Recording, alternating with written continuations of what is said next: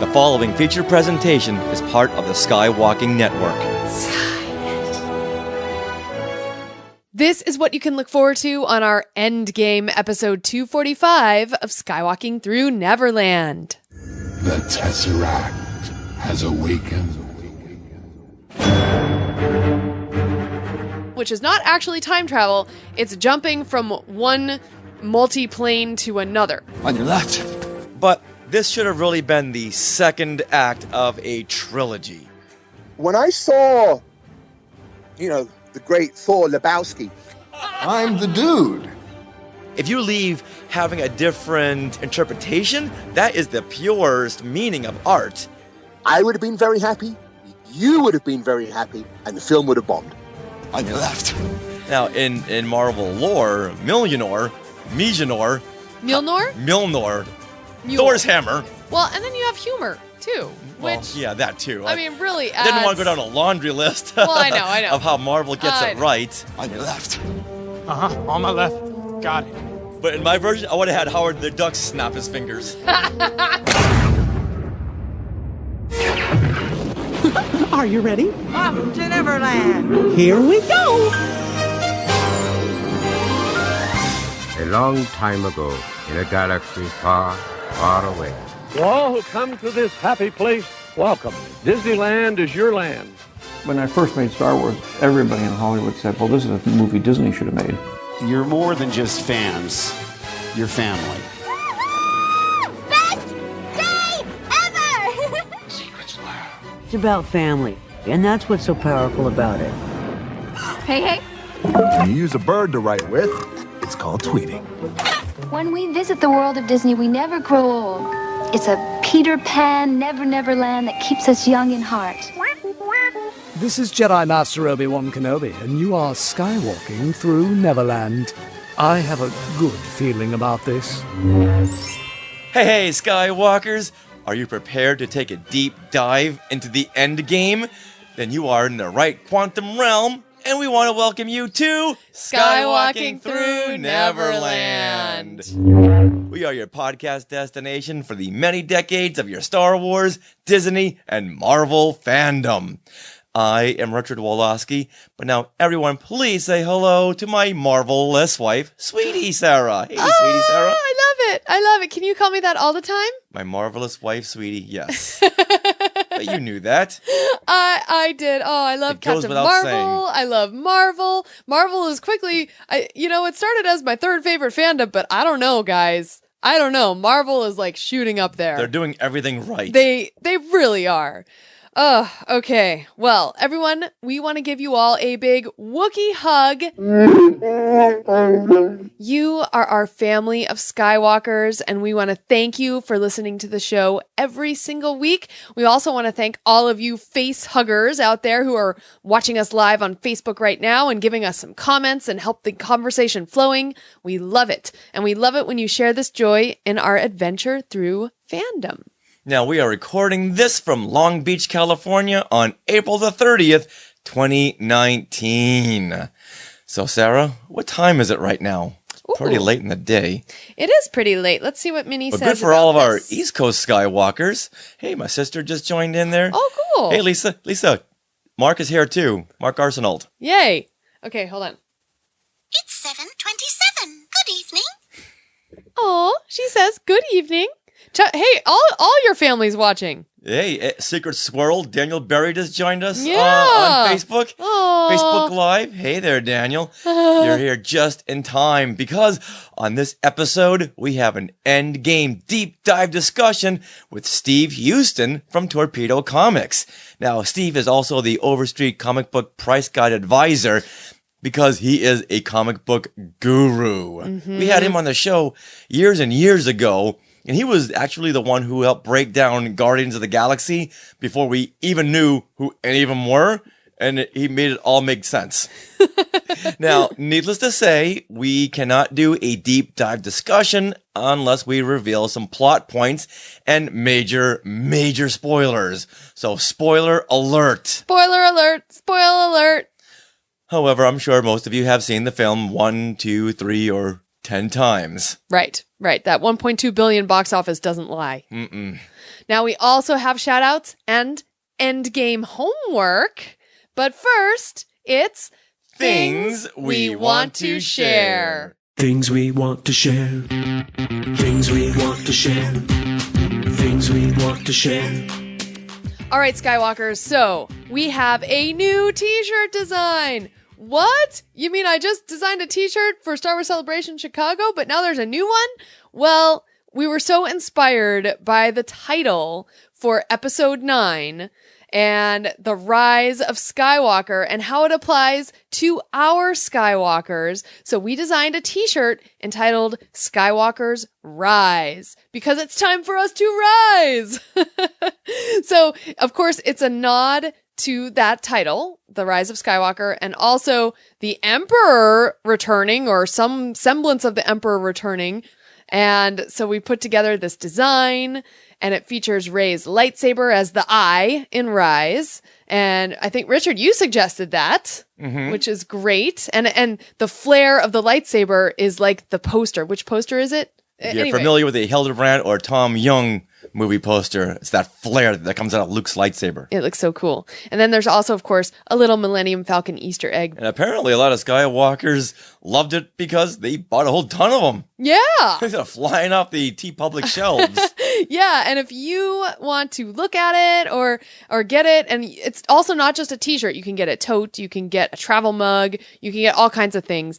Just head to skywalkingthroughneverland.com and click on the Support Us tab. In that drop-down menu, there will be a TeePublic tab you can click. It's real easy to see, and you will see that new design plus the 2019 design that I changed, because now it's not just a Star Wars Celebration design, it is celebrating Star Wars in 2019 and the rise of us Skywalkers. Yeah. All right, also be on the lookout because for May the 4th we are working on a coupon code promotion with TeePublic. So just be on the lookout for that in our social media and you'll get some discounts. Now, if you haven't already, Hold on one second. Hey, Mac Lefton. He just joined us. Woo! Right, and Kevin. Hi, Kevin. Hey, all face huggers. Thank Yay. you. Thank you for joining us. I'm sorry, I interrupted. That's okay. Now, if you haven't already, you guys can head to our YouTube channel. We have lots of new videos there from Star Wars Celebration. There are, I believe, 6 videos from Star Wars Celebration.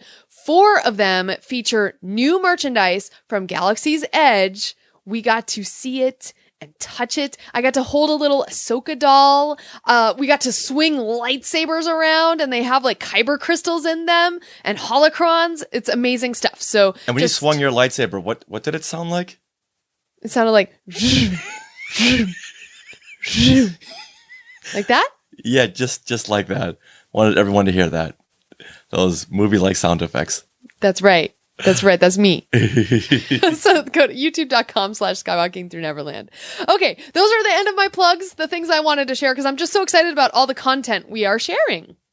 All right. Now, everyone, take out your notebook and a number 2 pencils because it's time for some endgame homework. Wait, number 2, do people write notes on actual paper still? I don't know. I use a computer. I know. I use like my note-taking app on the phone. Now, whether you're a casual MCU fan or a diehard, you might want to do a little bit of homework before your first or 11th viewing, because there are so many callbacks to the previous 21 films in the series, like plot foreshadowing, emotional arcs, and why Steve Rogers gets Thor's hammer. Ooh. A pretty big point of discussion later on. So these following films will add more context to Endgame, starting with 2008's Iron Man. Yes. Now, this movie, of course, is the first of the MCU, and it sets up the whole tone of the series in terms of its humor. Attention, DC. Attention, DC. And of course, the character of Iron Man as one of the founding members of the Avengers. This film also introduces Nick Fury and Agent Coulson, who don't have big roles, but it's really fun to see them. It's almost like going back, it's like watching them as Easter eggs, you know? And also there's Pepper Potts and Tony Stark's personal aide, Happy, who is played by the director Jon Favreau. And I keep on calling him Jean. I'm sure he would like that. So you get to see a lot of the small characters that will soon make it to a pretty good supporting role. Here, they're just aiding Tony Stark, but later on, they are major factors in plot devices. Yes. Now, you also see foreshadowing to the end of Endgame, where Tony is memorialized. We told you there'd be spoilers. Yep, right. Tony is memorialized with his very first chest reactor, which was a gift from Pepper. Yeah. Now, you know it's the same reactor that they float into the lake because it has the inscription, proof that Tony Stark has a heart. Oh. And we see that once again in Iron Man when she gives it to him in a little glass cube. Yes. Great callback right there. I love that. Yeah, I think the Russo brothers must have sat down and the writers of Endgame must have sat down with all these films and like, okay, we'll take that. Oh, we'll take that. I mean, they can't have been planning this whole thing the whole time. Some of it, yes. Yeah, by the structure and how they're staying so continuous with their plots, you would think every bit had been plotted out. It's just so seamless. It is. All right, next let's jump to 2011's Captain America, the First Avenger. Now, this film sets the overarching narrative of the Avengers team. And here, it's not the Avengers, it's the Howling Commandos. Yay. This is the team that Steve leads. And then, of course, this is where you see the first Infinity Stone. Even though you don't really know it's an Infinity Stone yet. It's just the Tesseract at this point. And this film also introduces Red Skull, who we see in Infinity War and Endgame. As a surprise role there. Yeah. With power, or not power over the Soul Stone, but guarding the Soul Stone. Right. Yeah. And then this has by far now my favorite scene, which the last scene of Captain America, the First Avenger is, of course, Steve Rogers going into the ice, into the ocean, and, you know, saying goodbye to Peggy. You're gonna need a rain check on that dance. All right. A week next Saturday at the Stork Club. You got it. 8 o'clock on the dot. Don't you dare be late. Understood? You know, I still don't know how to dance. I'll show you how. Just be there. We'll have the band play something slow. I'd hate to step on your... Steve? Steve? And he promises her a dance, which he doesn't get to deliver until Endgame. Hey, Kevin Mayle on Facebook Live just said about Iron Man, you also find out why Tony Stark named his AI Jarvis. Yes! Because at the very end, he gets into a limo and says, "Thank you, Jarvis." Yeah, I love it. Aw. Thank you, Kevin. All right, now let's get to, of course, 2012's The Avengers. Now, this film continues to lay essential groundwork for understanding the primary members of the Avengers, like Iron Man, Hulk, Captain America, Thor, Black Widow, and Hawkeye, and how they all work together during the Battle of New York. And when we see Endgame and we go back to this scene because of the dimension hopping, we now understand what's going on during that Battle of New York and what's at stake. And this also introduces S.H.I.E.L.D., although we do see a little bit of it in Iron Man with Agent Coulson. Right. But now we actually get to see the whole unit of S.H.I.E.L.D. That's very true.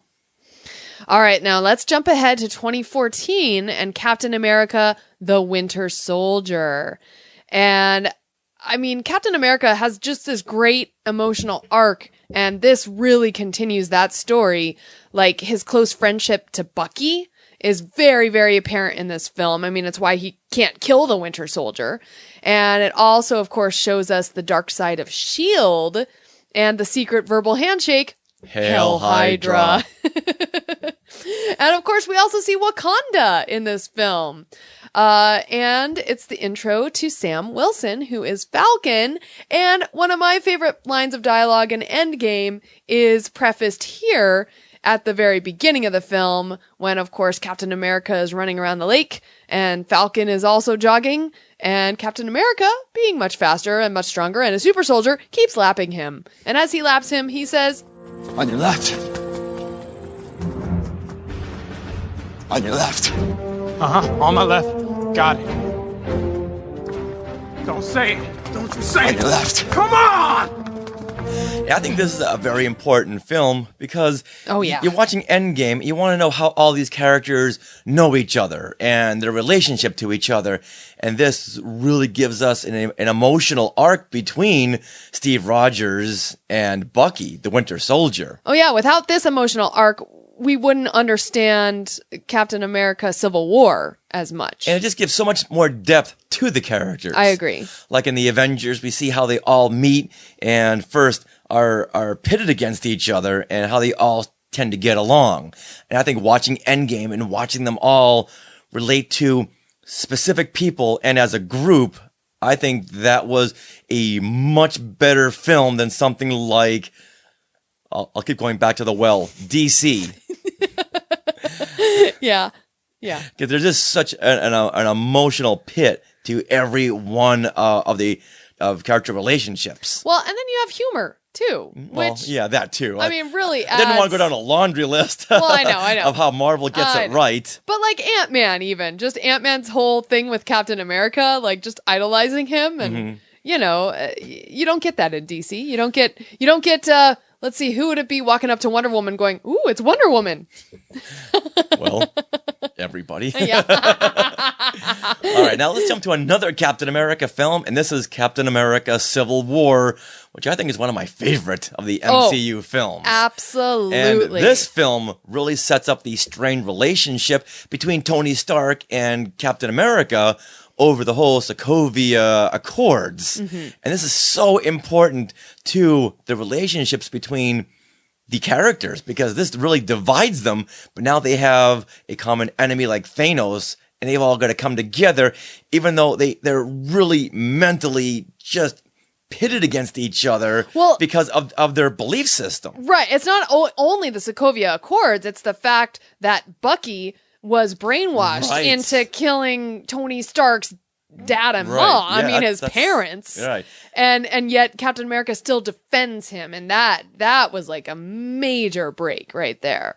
I mean, that movie just, I'm getting chills right now thinking about it. That thing was amazing. Especially when we see John Slattery's character, Howard Stark, in Endgame. Yes. And you know what his endgame is because of the Winter Soldier and because, not because of Steve Rogers, but I'm sure that's bringing up so many memories and frustrations within Tony, which he brings back to the Prime timeline. Yeah. So once again, they're digging so deep into these emotional backgrounds and relationships for all these characters. So one of the most important films in the MCU to give Endgame context. Yeah. Civil War also serves as an introduction to Ant-Man and Spider-Man. I mean, this film, what was it 12 superheroes in this one? No, I think it was like 16. Yeah, I could be wrong about that, but there was a lot. I think I remember counting for just a standalone, and we put that in quotes, Captain America. I think there was 12 superheroes, which seemed very excessive for a standalone film. It's like, no, this not for me. Yeah. Not for me. It's not. Well, this is really Avengers, whatever. So yeah. All right. So another important film to give context to Endgame is Avengers: Age of Ultron. Yes. Now, you got to get this scene in your mind when watching Endgame. And this is the jokey party scene at the beginning of Ultron, where members of the Avengers are trying to lift Thor's hammer. Well, please be my guest. It's physics. All right, so if I lift it, I then rule Asgard? Yes, of course. I will be reinstituting Prima Nocta. Come on, Cap. And? Widow? Oh, no, that's not a question I need answered. All deference to the man who wouldn't be king, but it's rigged. You bet your ass. Steve, you said a bad language word. Did you tell everyone about that? They had those imprinted, right? Like a security code? Whosoever is carrying Thor's fingerprints is, I think, the literal translation. Yes, well, that's a very, very interesting theory. I have a simpler one. You're all not worthy. Guess who budges it? Steve Rogers. Now, in Marvel lore, Milnor, Thor's hammer. It's Mule. Start with Mule. Mjolnir. Mjolnir. That's the one. Yeah. Now, this can only be wielded by a person it deems worthy. So the hammer chooses you, and not Like the wand? Like the Like wands the in wand Harry chooses the Potter. wizard, Yes, yeah. yes. And Captain America, being the ultimate Boy Scout, he budges. He budges the hammer, which makes Thor go, uh-oh, what's up with this? Now, this is an important scene to remember because in Endgame, Steve Rogers suddenly gets the hammer. So there's a 4-year lag between this scene and Endgame where you got to connect those dots.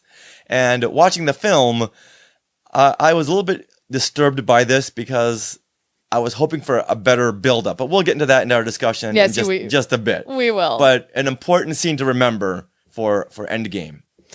Woo! That's a lot of films to watch, Richard. But wait, there's more. We have Doctor Strange in 2016. Doctor Strange himself adds new scope to the Avengers' powers. Because if you think about it, Captain America is the strong man, Iron Man has his metal suit, Thor is actually a literal god, but Doctor Strange can access alternate dimensions and manipulate time and cast powerful spells. Hence why Iron Man calls him Wizard all the time. And he is the one to say in Infinity Stone, we're in the Endgame now, because he has seen all of the outcomes of this battle. Right. And also, arguably, if you have not seen Doctor Strange, you won't really understand the scene in Endgame where Hulk goes to the New York Sanctum and speaks with the Ancient One about, time travel and her time stone. Like, unless you've seen Doctor Strange, you don't really know that that's the time stone in there. Right. It's kind of, it would be confusing. And she refers to things that will happen. Oh, yeah. In Doctor Strange. Right. So, yeah, another weighty film. Mm-hmm. Now, let's jump ahead to 2017's Guardians of the Galaxy Volume 2. Now, this movie, it will give you the context for how many times Nebula has tried to kill her sister Gamora, which keeps being brought up. Yeah. Along with the greater emotional arc of their sibling dynamic as a result of Thanos' abuse. Right. Which, yeah, this movie does really, really bring that to the fore. And I really liked that about Volume 2. And why Gamora and Nebula have such deep rage against Thanos and what he's done to them. And to turn them each against other. each other. Yeah. And then now that unifies them to go after him. Right. Of course, in Endgame, though, they actually end up going back to the first Guardians film in 2014, where it's the opening scene in that film where Star-Lord's dancing around to come and get your love on that planet.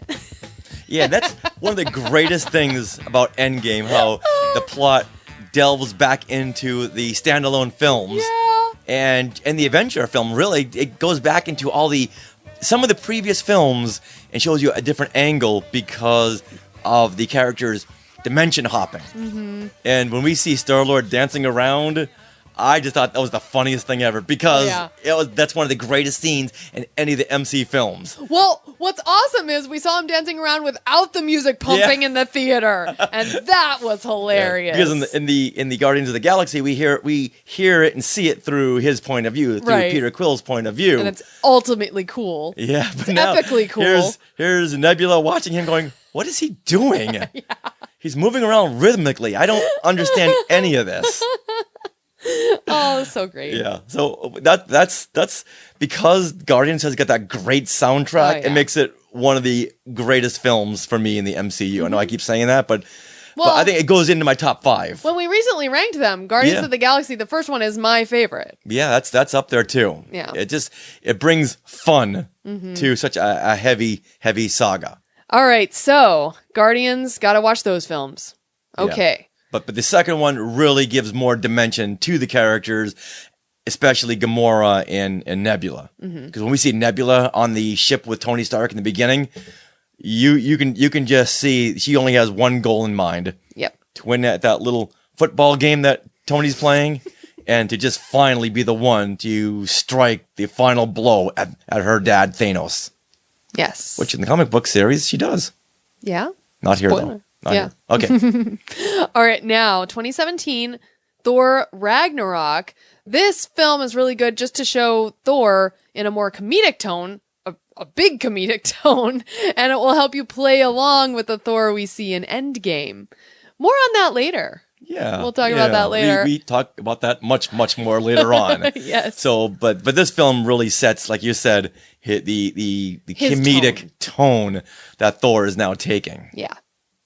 All right, now let's go to 2017's Spider-Man Homecoming. Now, this film adds a valuable paternal layer to Tony Stark's personality, because before now, he was just I don't want to say the term that he uses, or Pepper Potts uses in Iron Man. Right. He's very self-centered. Selfish, I guess. Selfish. He's selfish. And so this film really brings out that paternal layer where he's actually thinking of someone else. And yeah. And we see it continues his paternal instincts when it comes to kids and their abilities. Like we see in Iron Man 3, like we're now seeing in Spider-Man. And Iron Man and Spider-Man's relationship becomes an emotional core of the series, and why Tony goes back into the war, into the Infinity War, which he promised himself he never would. Oh. Because he sees that picture of he and Peter Parker and just feels responsible for bringing this kid into this war, which causes his death. Right. So now he knows there might be a chance they can go back and bring him back. And that's what does it. That's what brings him back to this final Endgame. Yeah. So a very big pivotal moment for Tony Stark. Yeah, and his emotional trajectory there. Mm-hmm. And then, of course, for Endgame, you really have to see Avengers Infinity War 2018 because it's the prequel. And it's where you see the snap and why everyone's turning to dust. So, yeah. And actually, we watched that the day before we saw Endgame, and that was great. Yeah, we got so much more out of the film because we had just seen Infinity War and could connect more of the subtle dots. Yeah, definitely. All right, now finally we get to this year's 2019 Captain Marvel. Woohoo! Okay, this film is fun, but it's really not that important to understanding the Endgame plot, but it is important for introducing Captain Marvel herself and her powers. You know, that she's indestructible, she can fly through space, and she can, create and direct massive amounts of energy. So it sets her up for being so powerful and powerful enough to pose a major threat to Thanos in a way that none of the existing Avengers could. So the fact that she's added to the team is why at the very beginning of the film, they go and kill Thanos. Because why not? It's crazy. Yeah, now someone here on Facebook Live. Gary? Or do you want to go back? Yeah. Tony. Yeah. He says, don't forget Ant-Man and the Wasp. Now, how do you feel that Ant-Man and the Wasp is important to the context of... I know how it is. Because it's the end of Ant-Man and the Wasp. It's the end scene, the post-credits scene. Right. Where all them are lost and turned into dust, but Ant-Man is stuck in the quantum realm. And it's because of that Ant-Man comes back 5 years later in Endgame, but to him it was only 5 minutes. And then he kind of realizes, oh wait, the quantum realm can mess with time. Right. Yeah, I can see that. I can see that. And it also just explains the quantum realm more. Yeah. And like without Ant-Man and the Wasp, you don't really know too much about the quantum realm. So with that movie, it gives context to that whole thing, which is how they go back, how they I don't want to say time travel. No. But let's take time travel out of any discussion. Because it's time hopping. Time hop. Yeah. We'll explain why later. But yes. Yeah. Okay. All right. You know what? Dimension hopping. Yeah. Valid point. Yes. All right. So if any of Skywalkers has a film in mind where they think, hey, there's a pivotal plot point in this film that really gives context to Endgame, well, please let us know. And we do want to thank Vice.com for helping us with this list. They had a good structure, but then the films that we had just watched before Endgame, we could add to that list. Yeah. And now you facehuggers, you did the same thing. Added some more. Mm-hmm. Woohoo. Now you are all ready to watch and enjoy Avengers Endgame on a whole new level. Heroes. It's an old-fashioned notion. A visionary, a genius, ensuring freedom around the globe. A symbol to the nation, a hero to the world. The beacon of hope, shining out across the stars. I look around at us. You know what I see? A bunch of a-holes. Possibility. You think you know how the world works? The world is changing.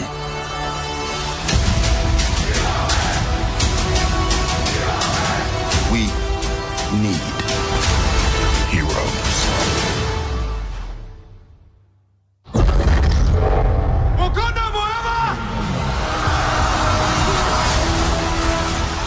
We're in the endgame now.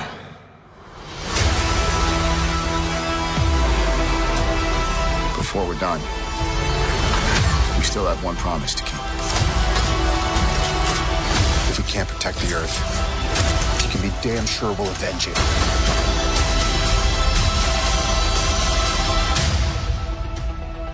Whatever it takes.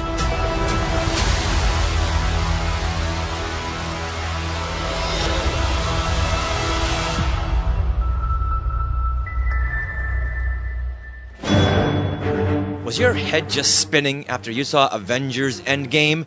It had adventure, excitement, multiverses, emotional roller coaster rides. There is so much to process and so much to talk about. Being such a monumental film, we had to bring in an outside force. Not just anyone, we went to the top of Mount Marvel and brought back Steve Houston from Torpedo Comics. He is also the Overstreet Comic Book Price Guide Advisor. Hey, Steve! Hey, I'm glad to come in and help out. We are too. Hopefully I won't be too much of a Debbie Downer, but I do have some, I think I can really add some juice to this podcast.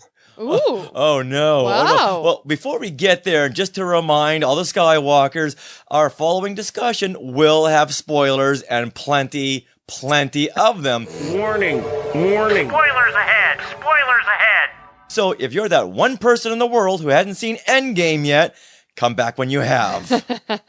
Yeah, now before we do a deep dive into this film, Steve, can you tell us about your comic fandom background? Now, I've been a collector since 83. I've been a retailer since 93. I've been an Overstreet advisor since about 2009. Now, what exactly does that mean? An advisor to Overstreet Comic? What I do is I either volunteer information. If I see a weakness in the guide, when I'm looking through the guide, for example, last year I looked at the guide and the entry for Doctor Strange was abysmal. It hadn't been updated in 15 years. So, after the Doctor Strange movie came out, I was under the impression that, hey, if anyone does go to the guide and they open up the section on Doctor Strange, they want to have information. So what I did was I completely redid it, added new information specific to the movie as well. And then I sent it off to them. And then what they can do, obviously, they take a look at it. And if they agree with what I say, they publish it. Sometimes they email me and ask me, say, hey, Steve, we are doing a title. Can you give us some information? So basically what I do is I try to keep the guide up to date and use my information and my experience and my research knowledge to make sure that anything is correct. Now, do you go to the movies or the comics for your information? What do you think is more in line for continuity?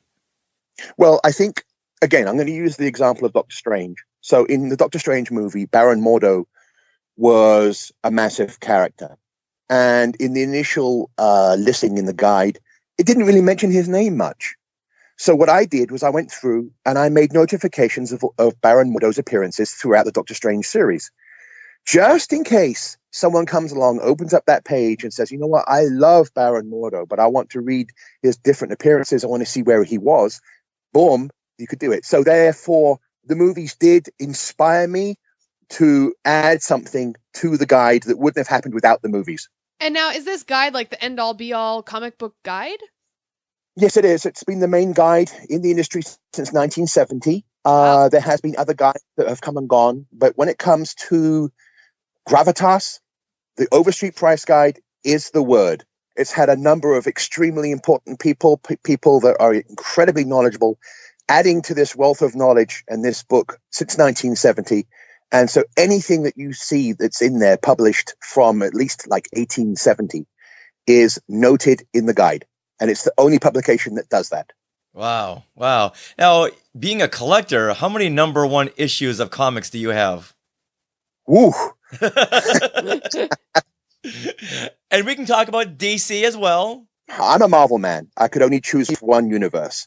Because to take on two universes is, that takes a very special type of person. That person has to have unlimited funds. So I chose the Marvel universe. So basically, I have every single Marvel from about 1966 up. Wow. Really? Wow. Holy buckets. Wow. Give us a few titles. Well, so I have all the 1968 reboot numbers, which was, Captain America 100, Hulk 102. I have all of those. I have Doctor Strange #1. I have Marvel Premiere 1, Marvel Team Up 1. Anything to do with that. Of course, I have all the modern books. I have Surfer 1, Guardians of the Galaxy 1. I have Miss Marvel 1. I have Nova 1. You name it. I'm basically complete. I even have the Marvel horror stuff. I have We're Off by Night #1, Frankenstein 1, Tomb of Dracula 1. So yeah, basically anything that Marvel produced within the Marvel universe, which I called canon, I have. The only stuff that I didn't get was stuff that's not canon, stuff, some sort of movie production I didn't get. But basically speaking, if it was published within the universe and it's been published since 1966, I have it. Wow. I noticed you didn't mention Howard the Duck #1. What's up with that? Oh, I have the complete series, my friend. All right. Okay. You've just elevated our friendship. Thank you, Steve. All right. Now, let's talk about Avengers Endgame.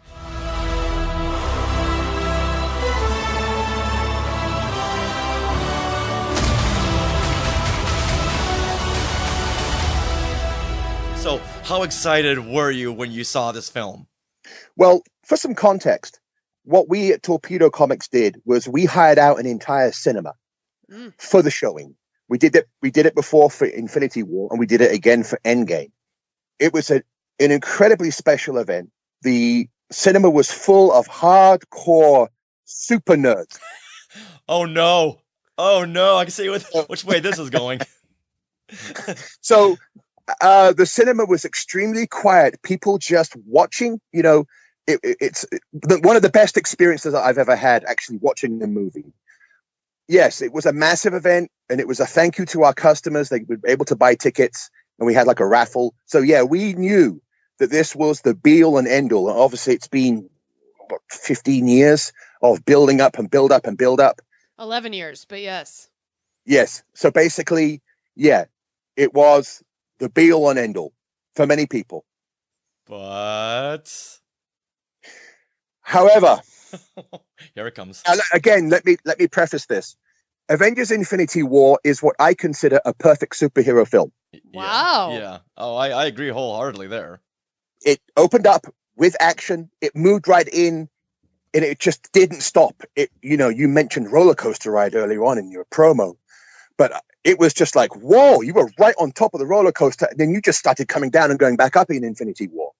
So, as we know, in Infinity War, Thanos goes, he gets the gauntlet, he snaps his fingers, and all those people die. And so we had a whole year, all of us super fans, nerds, maniacs, of conjecture of like, okay, what was going to happen? What were they going to do?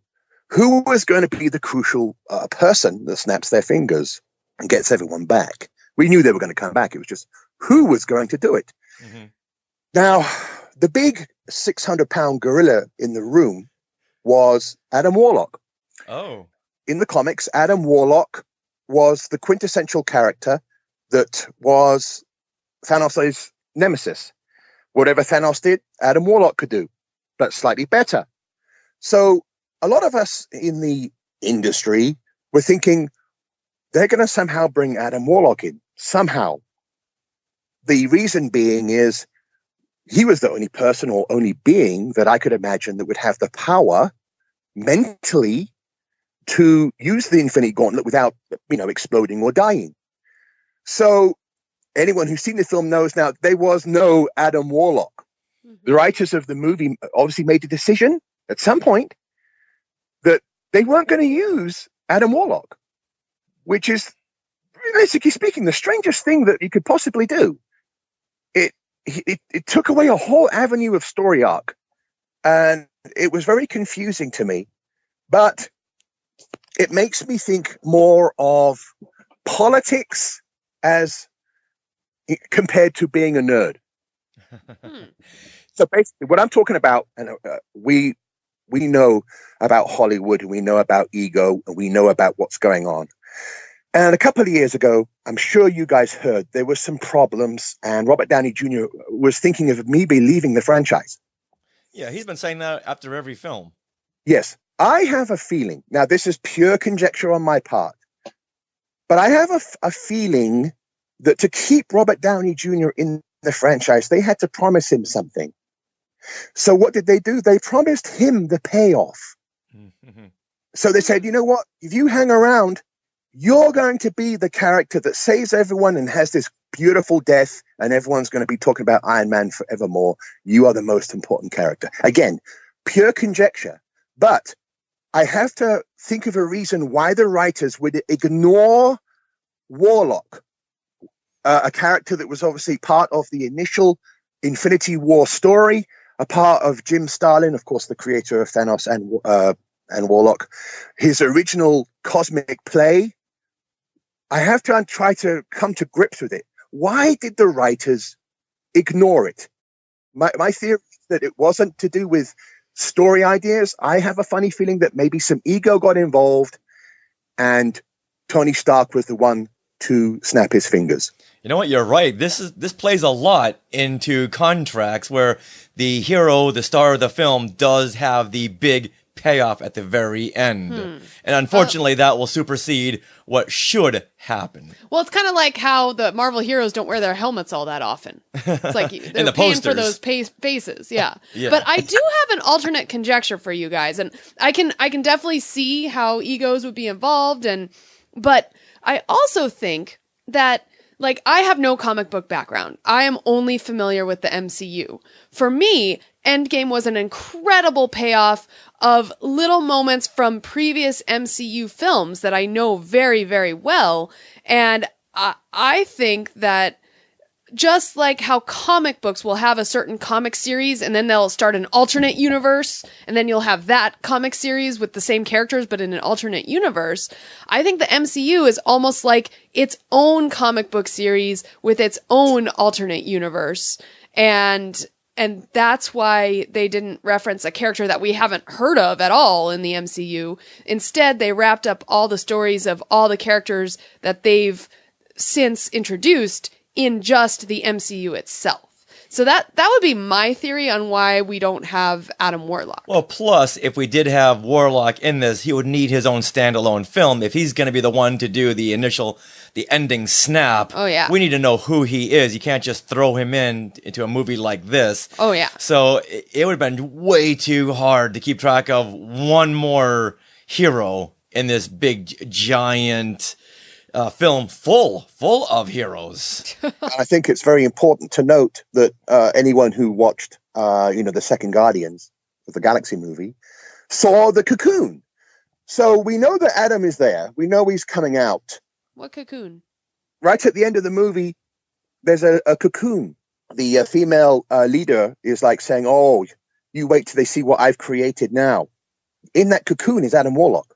Oh, you mean the gold leader, the gold woman? Yes. I think her name is Aisha. Okay. She was in charge of that, the entire planet, all the golden people. Right. And, obviously she had failed to take out the Guardians. Yes. So in the storyline, she was like, okay, I'm going to create a being powerful enough to take out the Guardians. And right at the end of the film, I think it's even like after the credits, you will see she's sitting there, and she's about to be lambasted by her superiors, but then she looks across at her little cocoon quite proudly, and she's like, "Well, once they see this, I'm going to be, they're going to let me go." Yeah, I remember that now. Wow. That's inside there is Adam Warlock. I was under the impression that somehow that they were going to bring him through, but Richard, what you said about time to build the character in, there would have been no time for us to be introduced to him, his powers, what he can do. It would have been too fast at that point. Yeah. That just goes to show that the people who are in charge of the MCU, they know who Adam Warlock is. They made a conscious decision not to use him. Okay. Now, was there any part of you that could separate all the wealth of knowledge that you have for the series and just enjoy the film, or is it just too much to balance? No, definitely. I still loved the film.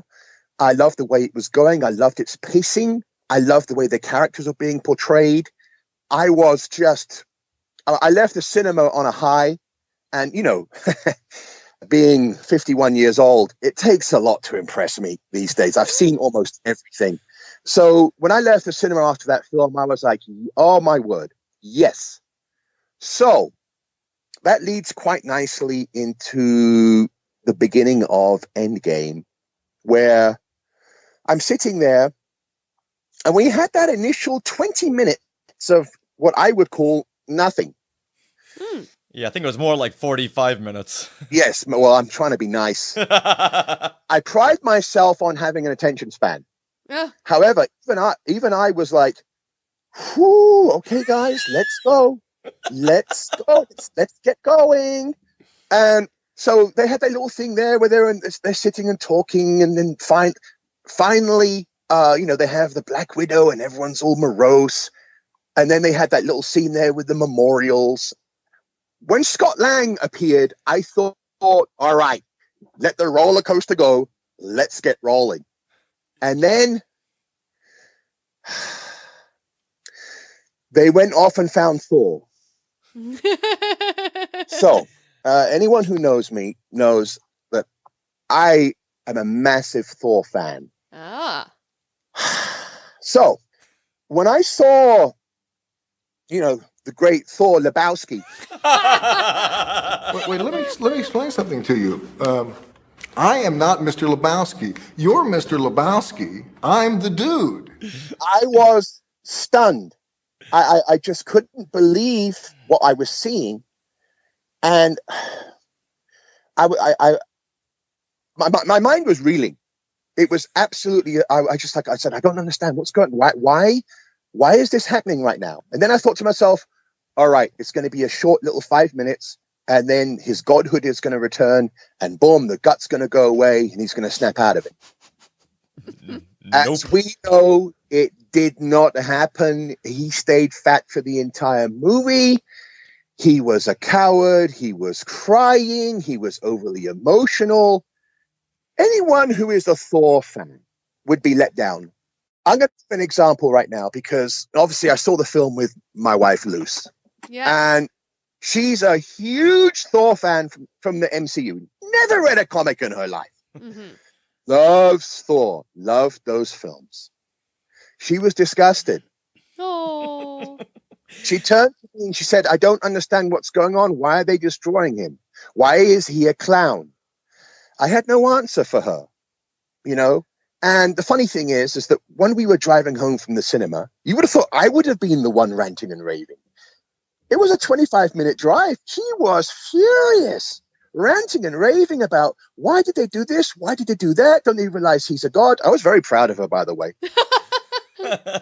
But the aspect of Thor and the way he was portrayed took me out of the movie. I tried to recover, and I tried to, to focus on the rest of the team, the storylines, and the gems. But every time Thor appeared I was just like, oh my God, he is so annoying. So I take it that this was not replicated from the comic book series. They deviated with Thor's physique. There were many things that have been added, and that there was, I think, some form of gratuitous I don't know. Was it in there just for the chuckle? So they could have given him the big pot belly or turned him into a frog like the comic books. What? Yes. In the comics, Thor had a little spell as being a frog. Wow. You're right. They went for some laughs. Now, I can imagine having some laughs with Ant-Man, but we're talking about Thor.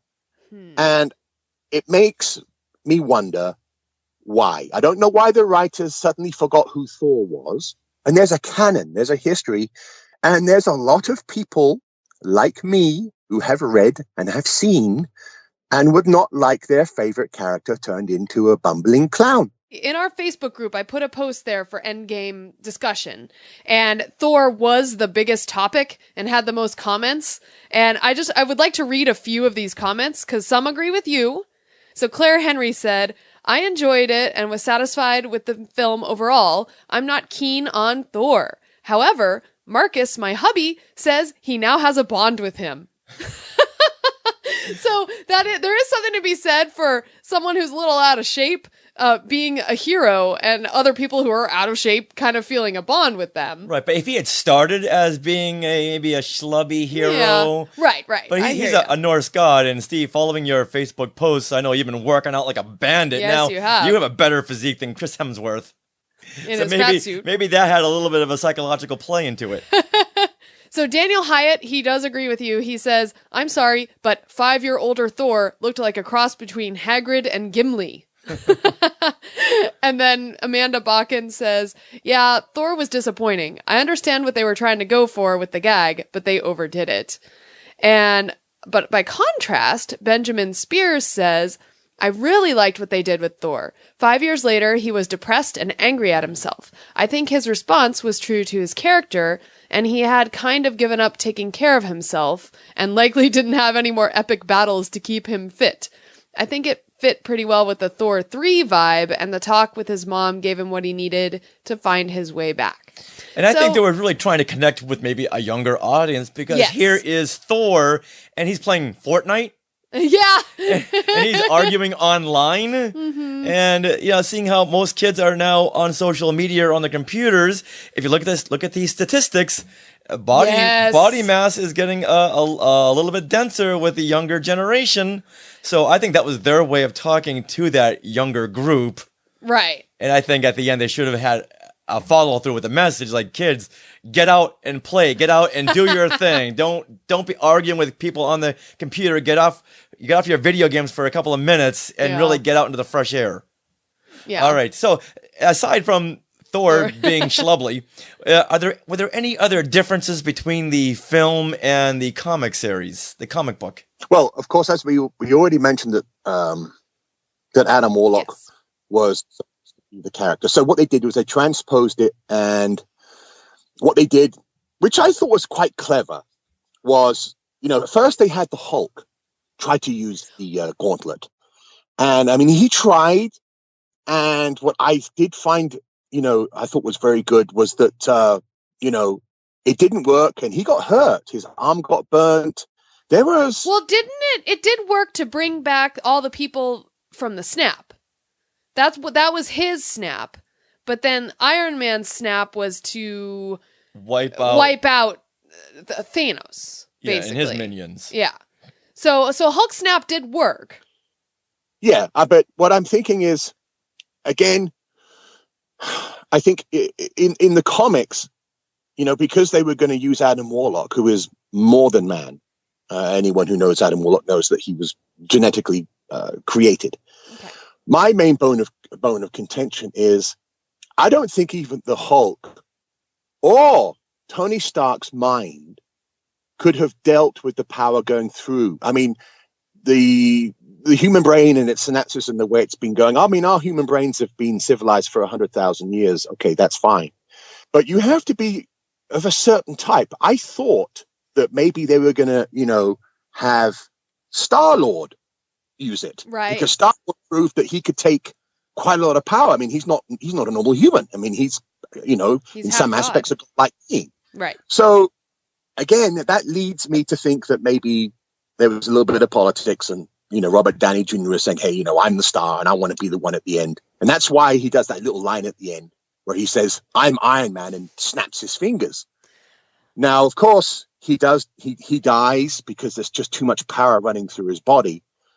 But as getting really in the weeds and becoming a super nerd, I would have liked it if it hadn't have worked because of his human brain. I just don't think that we've been around long enough to be able to deal with power on that level.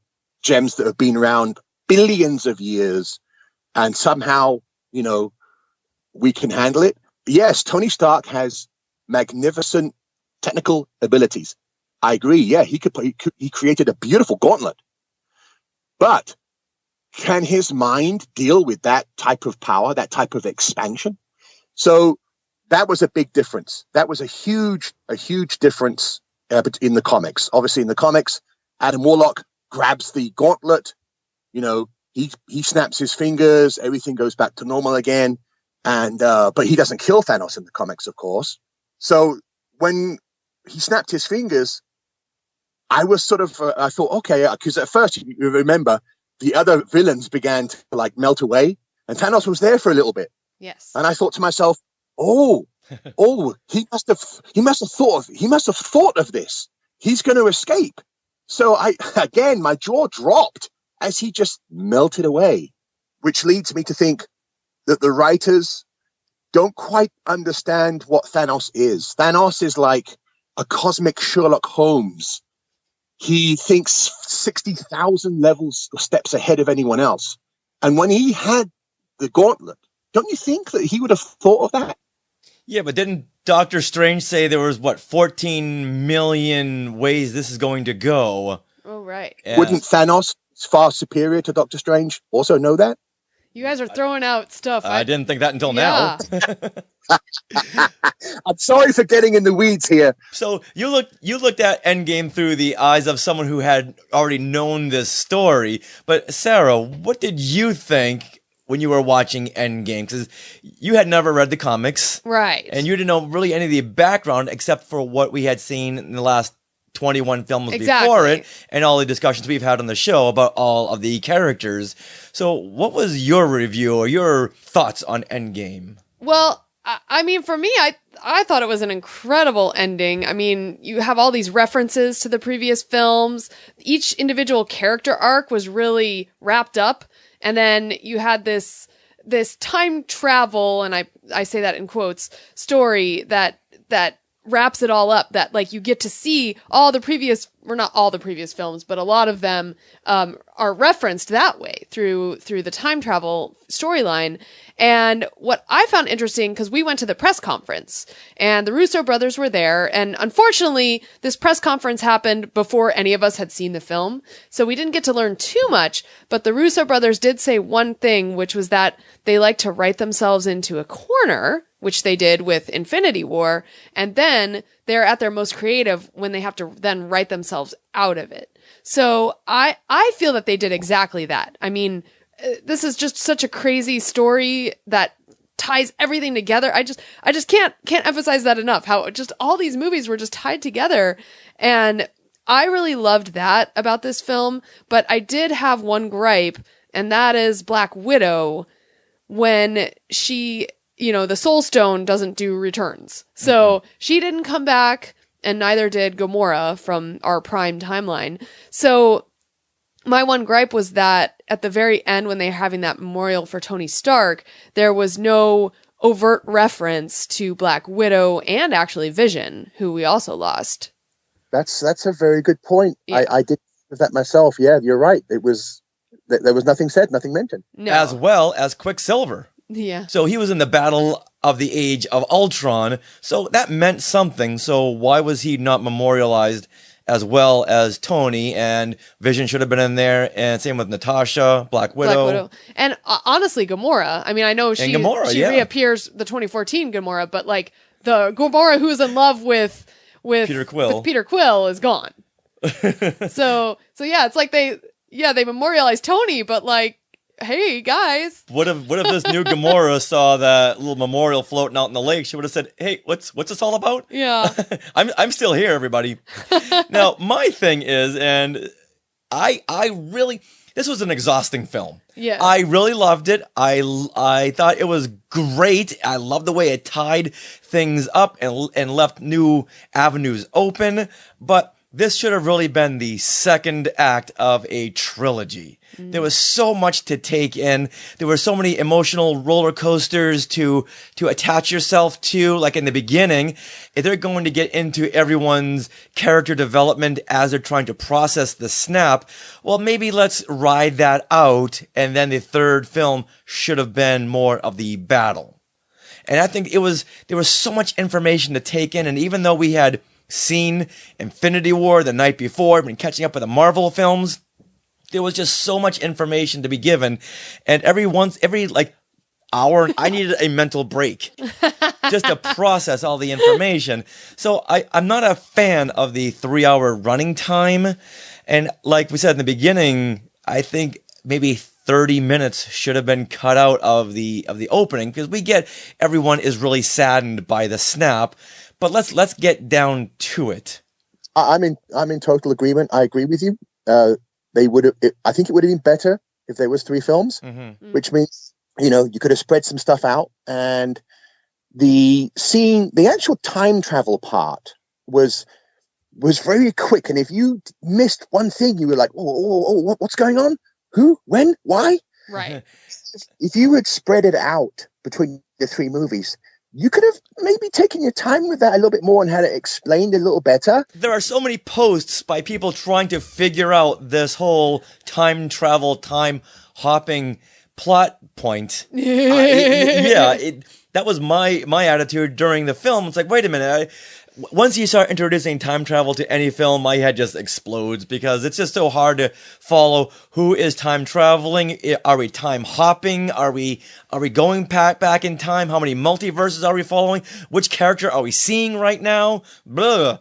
Yes, I think that there was that little sequence where I think they were explaining, the actual time travel. There was some funny parts where they were comparing it to Back to the Future and stuff. Yes. So we were having this little discussion of time travel within the Marvel universe as opposed to all the different movies and Terminator and stuff, which I thought was clever. I liked that part. And don't forget Hot Tub Time Machine. Yes, of course, I love that film. But I do agree, if they had spread it out to a third film, I think they could have maybe got people more engaged on that little section. It was like the time travel thing started. Next thing, Nebula's doing her thing, and the Thanos' ship has come through, and it was like, whoa! I was just trying to catch my breath, and just like you, Richard, I was like, whoa! Wait a minute, let me hold on a second. What's going on here? Take a breath. Take a look at the screen again. It's like, it would have been nice to have had a third film. I agree, 100%. Yeah, there's just so much to process. You really needed that time. Well, so let's talk about this time travel thing. And luckily, we had some articles on EW from Anthony Bresnikan that kind of explain a little more. Now, Steve, you were talking about that one scene in this film that kind of explains the whole time travel, which is not actually time travel. It's jumping from one multi-plane to another, basically. So, which is what they should have said in the beginning, right? And just leave the word time travel out. Yeah. So basically, don't think of it as time travel. It's dimension hopping. So it's like you're watching a Blu-ray disc of Endgame, and when the heroes jump out to like 2014, they're jumping to another Blu-ray disc. They're not in their same Blu-ray disc. Many years later, they're in a different Blu-ray disc. So, like 2014 Thanos is an alternate Thanos, and his death does not disrupt the current prime timeline. Let's call this the main Blu-ray disc we're watching, that's the prime timeline. So, because people are wondering, well, if Thanos from 2014 dies, doesn't that affect, the snap ever happening at all? No, it doesn't, because that was like a different Thanos from a different dimension, basically. Does that make sense? Makes perfect sense. Okay. Because, believe it or not, all of that theory and method was worked out many years ago. I think mainly by Roy Thomas, very famous Marvel writer. And most of that stuff was worked out with another character called Kang the Conqueror. Oh. And Kang the Conqueror is a villain that works in time. He's a time traveler. And when he first appeared in the Marvel Universe, people in the letters pages were like, well, wait a minute, if he goes back here and does that. So that means they did some of their research. They went back and the writers went, okay, this is how time travel works. And I really like that description you said of the DVDs, which means that, because something happened in the Age of Ultron DVD, the DVD you're watching doesn't suddenly disappear. Right. Right. Now, unfortunately, we didn't have Anthony Bresnikan sitting right beside us during the film, so we could say, all right, explain what's going on now. Right. Yes. Okay, so let me just explain for those of you, some of our other heroes. Like, if you think about it, in Endgame, Loki, in 2012, they went back to the Avengers 2012, the Battle of New York, and Loki vanishes when he grabs the Tesseract because Hulk comes out of that door and the Tesseract goes flying and Loki actually gets it. That happens in Endgame. This happens in Endgame. Yes. Okay. Yes. Sorry. So Loki has the Tesseract in the 2012 DVD. Mm-hmm. And so even though Loki remains dead in the Prime timeline, he is now free in this new Avengers 2012 timeline to make mischief, and maybe that's where the upcoming Disney Plus series is set. It's actually going to be set in an alternate timeline. Forget it. All right, forget this. This is they can't they can't do that. Why not? They can't keep bringing because then you're going to see a character die. And you'll say, so what? Well, because they're going to come back in a different multiplane. Well, and this happens to Nebula. So this is also why Nebula can kill her 2014 self without actually disappearing in this Prime timeline. Then there's no consequences. Well, but okay. And you never fear for a character in battle in a dire situation. If he dies, he'll come back in 3 more Disney Plus series. But Richard, I think this movie is a prime example of civilians, people who aren't aware, being introduced to the complexity of the Marvel Universe and what can happen. So in some aspects, this was the film where they actually wanted civilians to dive a little deeper. Instead of just having, good through bad, they did all the time travel stuff. Now we have this, the multiple dimensions. So regular civilians, like me, I would say that I'm a regular civilian. You're a regular civilian. Yes. But that means that you go away and you begin to think about the complexity and oh, wait a minute. So Loki has the Tesseract. He went through and went back, and it may be fresh and new to civilians, but for those of us who have been hanging out in the Marvel Universe for many years, it's old hat. But it was definitely a way for the Russo brothers to bring what they consider one of the major facets of modern superhero storytelling to a larger audience. There were so many people during the time when Solo, a Star Wars story, came out that said, wait a minute, didn't Han Solo die in one of the Star Wars films? So if they're not getting that, they're never, ever going to get this, because they're going to think, wait a minute, how I thought Loki died in one film and came back in another film, or unless they just say, you know what, never mind, just show it to me and I'll have fun with it. I just want to watch Tom Hiddleston. But there is one time travel thing that actually kind of disrupts what we just said, and that is... No. Well, and that is Captain America. So Captain America, he disappears at the end of the film to go return all the Infinity Stones to exactly the time that they came from and their alternate timelines. But then he does not come back when he's supposed to, and instead you look over and there's old Captain America. But if you think about it, he actually went to a different DVD to have his life with Peggy. Which means if he went back, then he went to an old VHS, not a DVD. Right. But he went back. He went back to that VHS, right? And he was over there with Peggy. But then that means at some point he had to travel back to the Prime timeline. And that is what Anthony Bresnikan asked the Russo brothers about.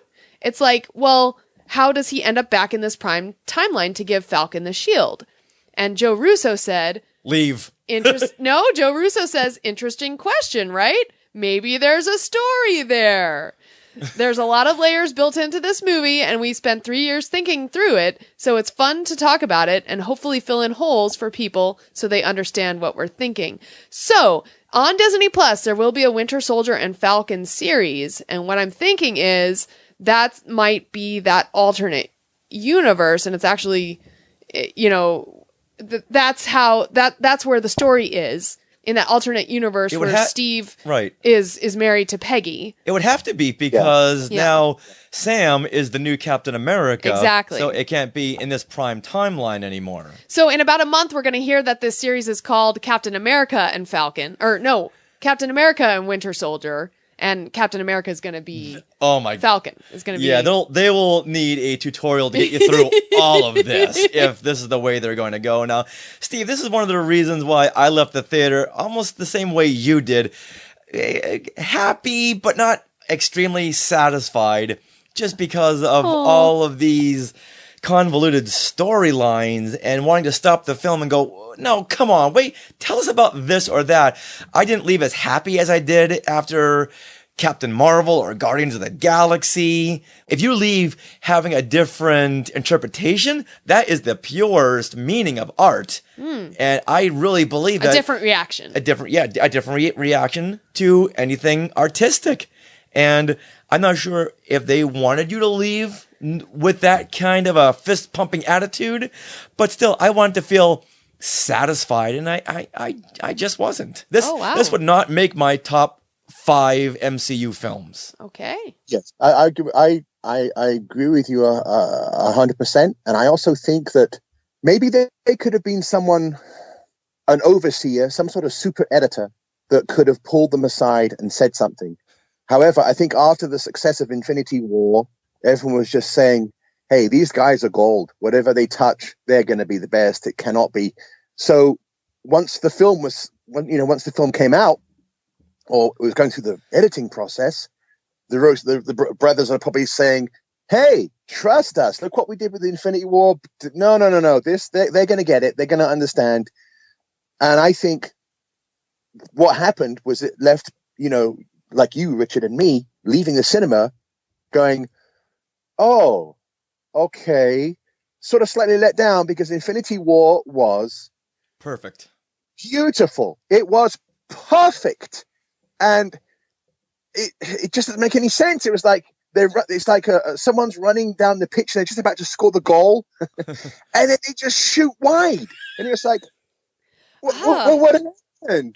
What happened? I don't agree with you guys. I thought I was like so satisfied. I mean, come on, with Captain America, like his moment, Avengers Assemble. It's like, holy crap! Like I was cheering in my seat. Then you know what? Then they have accomplished their mission in getting different people to have different reactions according to their background. That's very true. And creating these conversations. Yeah. This is exactly what they want. If you go one step further, what they've done is, there's a much larger audience of people who never read comics, right? Yes. Oh, yeah. A much, much, much larger audience.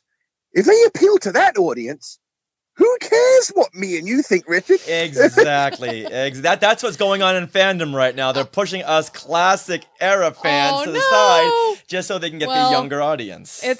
So basically, we've been put off in a little box, in a little cell, and they're saying, you guys stay there and play your little games. And everyone else is like, this is the best thing ever, and the champagne is going because but we're being outvoted, and on a personal level, for me, when I watch a DC movie, again, I'm not a DC fan. I don't buy DC comics. When I watch a DC movie, I can watch it as a civilian, and I can just enjoy it and leave the cinema and go, hey, that was great. And the person next to me, who may be a DC fanatic, is like, oh, I can't believe Flash did that, la la la la. And I'm thinking, oh man, that guy's a little hardcore. He needs to calm down. Civilian or not, the whole Martha thing just threw everyone for a loop and said, you know what, forget it. Well, okay, I think the numbers are laughing at you guys because... And you're right. I mean... And that's crystallizing the whole point we're making right here, that they don't really, I don't want to say they don't care, but we're not at the top of their priority list when it comes to making fans happy. Unfortunately. To go even further, Richard, I think if I had been in charge of making the movie, I would have been very happy, you would have been very happy, and the film would have bombed. Oh. Yeah, you would have brought in this Adam Warlock character and everyone would have been like, who the heck is this? I don't know who this is. But in my version, I would have had Howard the Duck snap his fingers. It would have been deadly serious, and people would be like, whoa, Steve, I mean, come on, there wasn't one single person laughing. I'm like, no, this is a serious movie. And again, it would have lost a fortune. Don't you make it Man of Steel. Don't you make it that. Oh, boy. We would have had our DVD sets, and we would have been like, this is the best thing ever, but it would have just been us. Aww. Last night, Sarah and I had a YouTube therapy group. A live session. For our listeners, just to talk this part through. And a big discussion happened around Captain America grabbing Thor's hammer. Now, when I first saw this in the theater, I thought, wait a minute, how did that happen? So I had to pause the film in my brain, go back to Age of Ultron, and go, okay, Steve Rogers did budge the hammer a little bit. Right. So I get it on that plane there, and that he's worthy of getting the hammer. However, we had to go back 4 years for that moment. I really think they should have built up to that moment for everyone to go, okay, now I get it and accept it. Built it up in Endgame? Yes, although in our screening, everyone cheered, everyone was happy, and on one level, I could understand that. I just wanted a bigger build-up. This is a beautiful point to bring up, because it speaks to me personally as a comic fan, an Overstreet advisor, because Captain America first lifted the hammer in Thor 390, which happened, it's like 1990. He was in battle and Thor had been separated from his hammer and Thor was getting beaten. Oh. Captain America was the first mortal ever to lift the hammer up and throw it to Thor. It had never happened. So I made a notation of that for the price guide. Mm-hmm. So now that book is actually going up in value. So people are now searching for Thor 390. Oh, wow. Of him lifting the hammer. Now, in Thor 390, was it like a struggle for him to lift it? Like, how did that occur? Yes, it was. It was the first time. He was really trying, and then all of a sudden he managed to lift it. And for me personally, I agree with him being able to lift it. Out of all of humanity, only Captain America, I think, could have lifted it, because just the way he is internally, the way his mind works, the way he is, he doesn't, he's not an evil person. He doesn't, he's, and he represents the best of us. He's calm. Yeah, he's a soldier. He's the ultimate Boy Scout. Yes. Yes, precisely. So, again, when he lifted that hammer in the cinema, oh my word, people just went wild. And I was like, and and the funny thing is, after the movie was over, everyone kept running, because everyone knows I'm a Thor fan. So everyone came running up to me afterwards. Steve, are you okay? I said, hey, I have no problem at all with Captain America handling that hammer. So, but it does have historical context. It happened in the comics, and the people who did their research know it did, so it means that they actually went back and knew what they were talking about. Oh, and by the way, little scene from Age of Ultron, it's one of my favorite scenes. I love that scene. Yes. When he just moves it a little bit, and Thor's eyes, he's like, what? Yeah. Very clever. Yeah, and I thought it was a great callback. I just wanted a little bit more foreshadowing in later films. Gotcha. For then it would have really paid off even more. Even though I understood why it happened, I just really want that moment to build and build and build until finally, wham, he's got the hammer. Instead of it just happened all of a sudden. What would have been really good, Richard, I think, is if Odin was still alive Oh. And thought Captain America lifted the hammer, and then Odin be like, what? You know, and you could see Odin's head turning down, looking at Earth, go, this is impossible. You know, stuff like that. You know, it gets my juices flowing. But unfortunately, they took away all the Asgard stuff, so we don't get to see that. And secondly, which goes into your concept of having more time for Captain America to, you know, lift a hammer and build up to it. There's also the aspect of, does he gain any powers when he lifts the hammer? Yeah, because he did. He was wielding that lightning. I guess the lightning comes with the hammer? You know, once you lift that hammer, you gain certain abilities, you know, and that wasn't really explained very much. Again, because it was only a 3-hour movie. If it had been spread over 3 movies, we could have spent some time on that. Right. Yeah. Yes, exactly. Let's actually talk about some of these Easter eggs that people have found since the movie has been out and they've had multiple viewings. And what I think makes this movie so amazing is because there's all these awesome Easter eggs. So this is my favorite part of any kind of franchise movie, is finding these Easter eggs. Yeah. So the very first one comes right away with the Marvel Studios logo. And if you watch, only the characters who didn't die in Infinity War appear in the logo. Oh. Yeah. I didn't notice that. So that's a good one. Steve, did you notice any Easter eggs? No. You know what? I have to admit, when it comes to Easter eggs, I am the worst. I never know. I'll watch a whole movie and someone will say, hey, did you see this? And I'm like, oh, no. You know? So, no, to me, it's always a pleasant surprise. You know, I mean, obviously, I'd have to go back and watch the film a couple of times. But yeah, it's, you know, usually those little things that get past me. Yeah, really? Okay. Well, when we're talking Easter eggs, in this case, we're talking about maybe references to previous films or certain moments. Hidden nuggets only really the true fans are going to notice. So, Richard, you have one. Yeah, like Joe Russo, the co-director, he's got a cameo in the therapy group as the first openly gay character in any Marvel film. That's right, which is pretty neat. It's always interesting when they put the creators or Stan Lee in as Easter eggs. I love finding those. And even Jim Starlin, the creator of Thanos and the Infinity Gauntlet series, he also has a cameo in the therapy group. Yeah. And speaking of Stan Lee, now, you must have noticed Stan Lee in there, right, Steve? Oh, of course. I knew Stan right away. I was also very, very, very, very pleased to see Jim Starlin because I've met Jim Starlin and spoken to him. Oh, nice. Wow. So, as soon as I saw him, I was like, whoa! I was unaware who Russo was. So I was like, I wonder who this guy is. Yeah, what's funny about that is we actually saw it at a press screening, and many of us had just seen some of the footage of Endgame with the directors. So all of us in the press screening were like, oh, yeah, and we had met him outside, so we had a very familiarity with what he looked like. And if you see it again, I believe he is the first person we see speak in Steve Rogers' Well, he's the one who's therapy talking about how he tried to go out on a date, and he had a second date. Yeah.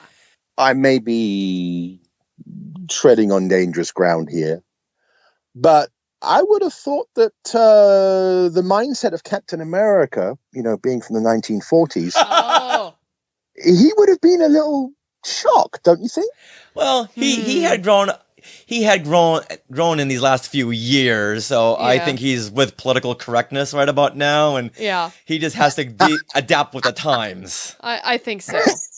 You know, if Steve Rogers had seen Infinity War and seen all these women beating up on the guys, he would have said, okay, now I know where we're going with this.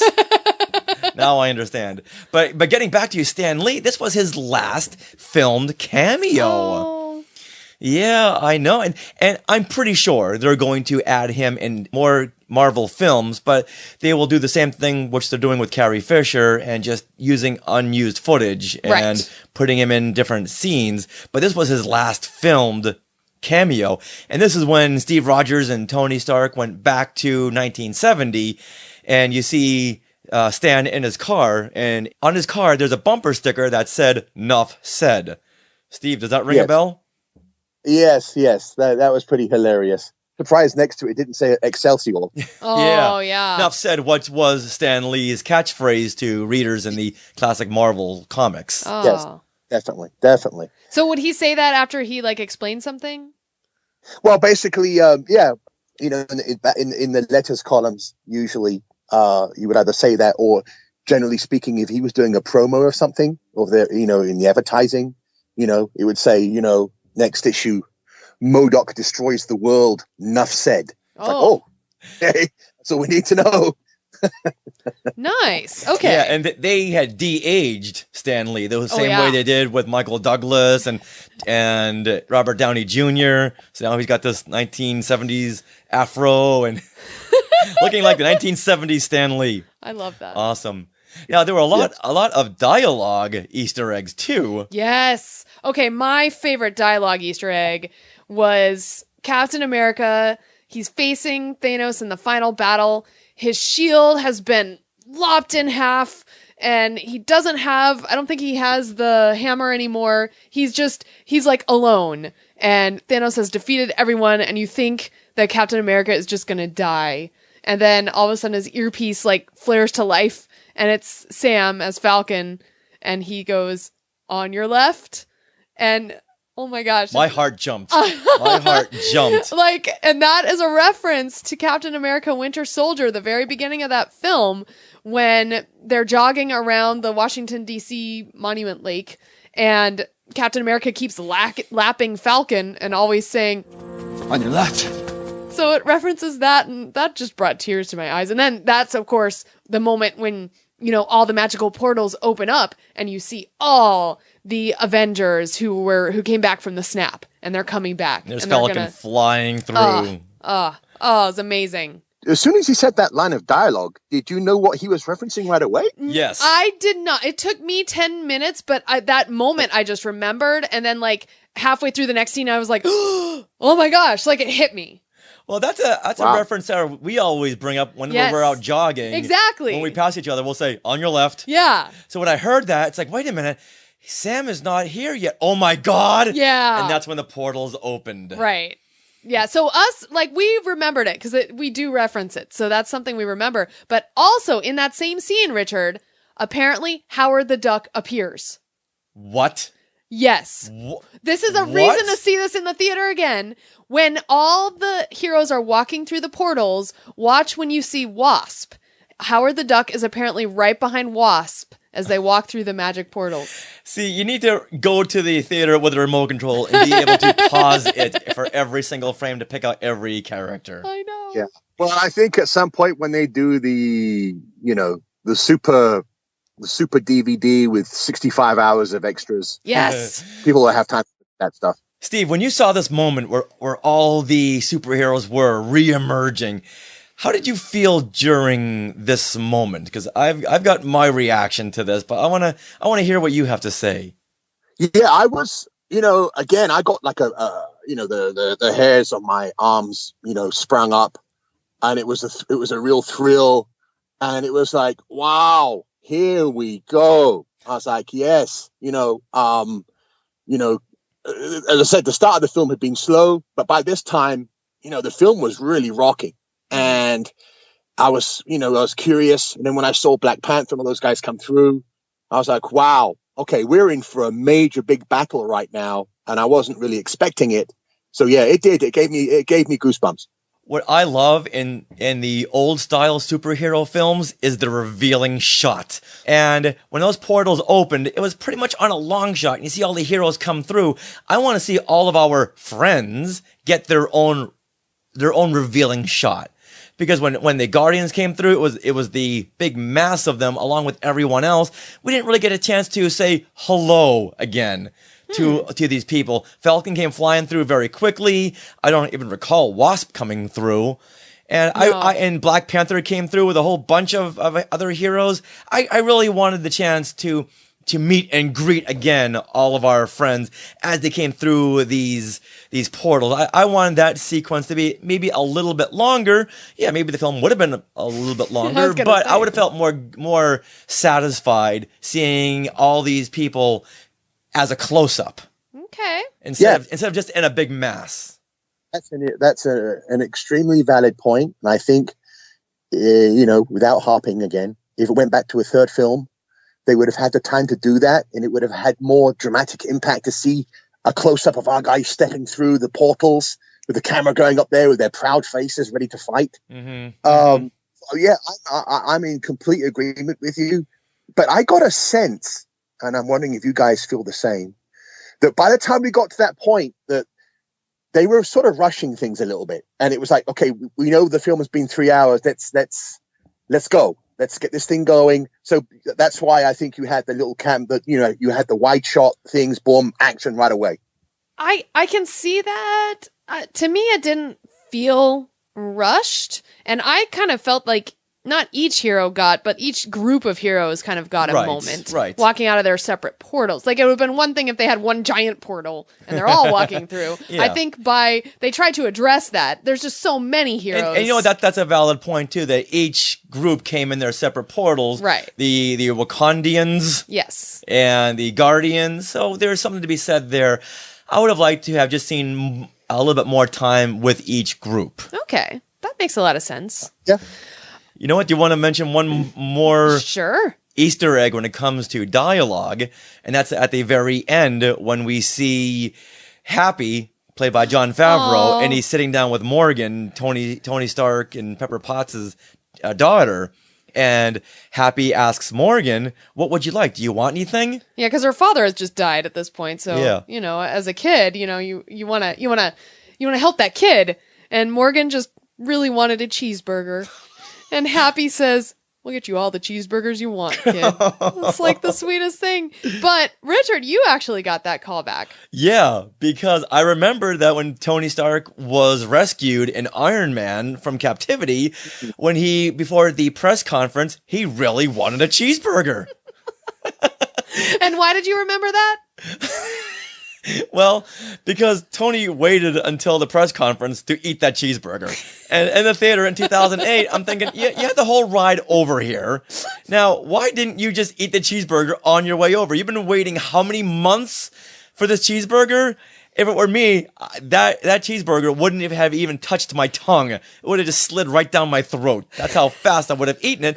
And I know when he walked out of the limo in Iron Man, he was finishing up a cheeseburger, then Happy handed him another one. Oh. Yeah, that's the one of a million differences between me and Tony Stark, that he eats slowly and takes his time.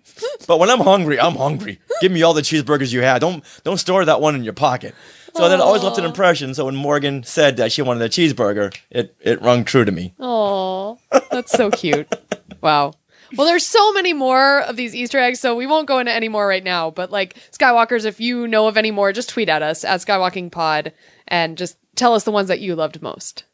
All right. Now, Steve, at the end of the film, we see the big memorial service, and we see all the heroes and a couple of random people. Oh, and also we see, I forgot to bring this up in the beginning. I'm sorry to interrupt you. But Captain America, the last scene in the movie is Captain America dancing with Peggy. He gets his dance. It's a love story after all. The whole 22 film saga is a love story, and I love it. It's my favorite thing ever. So, yeah. Oh, so that was your favorite thing, which is great. And I remember after that, I felt very happy and satisfied that they left it with Steve delivering on his promise of one last dance with Peggy Carter. Not one last dance, a dance with Peggy Carter. Yeah, which in Captain America he never got because he's going down into the ice and it's the heartbreaking moment. To black, and it was brilliant. But at the memorial service, we see this one kid that the camera pans by. Do we know who that kid is? Okay, well, it came out later. I did not know, but he looked familiar. It's like, who is this kid? He's not just an extra. He's somebody. And did some research, and that is the character Harley, which we met in Iron Man 3. He was hiding out in his garage because Harley was like a little Tony Stark. He had his own little lab. He was doing experiments. So Tony really connected with him. Well, the same way I guess he did with Peter Parker. He really connects with these young minds. Yes. And at the very end of Iron Man, he gave Harley his own lab. So at the end of Iron Man 3, Tony Stark had given Harley his own lab to really continue with these experiments and really broadening out this young mind. Wow. So now here we are in Endgame, and the camera passes right by Harley, who's now all grown up, which that is a foreshadowing to the new Avengers. Oh. Because if he gave Harley this lab, you know Harley's been hard at work at stuff. I wonder if Harley will show up in Far From Home. Spider-Man Far From Home. That's a possibility, or the next generation of Avengers films. Okay. Wow. Yeah. Wow, mind blown. Yeah, so much great stuff here. But then after Peggy and Steve have their dance, we roll to credits, and then the film is over. And there's no post-credits scene. Well, no. Now, this doesn't make any sense to me, because this is not the last film of Phase 3. Oh, I see where you're going with that. So there should have been a connection to Spider-Man Far From Home, or even to the next phase, and maybe showing Harley or showing the Captain or Sam in the Captain America outfit, showing a little something, but they opted not to. Yeah, because Richard, we're in the end game now. No, we're not. I know, because this is not the end of Phase 3, so we're not in the end of Phase 3. I know. But what I'm saying is, I feel like this is the end. I mean, and they're billing it as the end of this 22 film like saga. And yes, there's like another film remaining, and there's going to be more films. However, it's the end of the Disney era, Phase 3. Sure. Because Spider-Man is still Sony. Oh, yeah. See, there you go. There's my answer. Yeah. And I know you're saying you wanted to see some scene that connects this film with some more, but because it is a fun finale, I think that's why they don't have one. And I get that on one level. However, just knowing that Spider-Man is coming, and I just answered my own question about maybe this is the end of the MCU and the Disney Studios era. Right. Okay.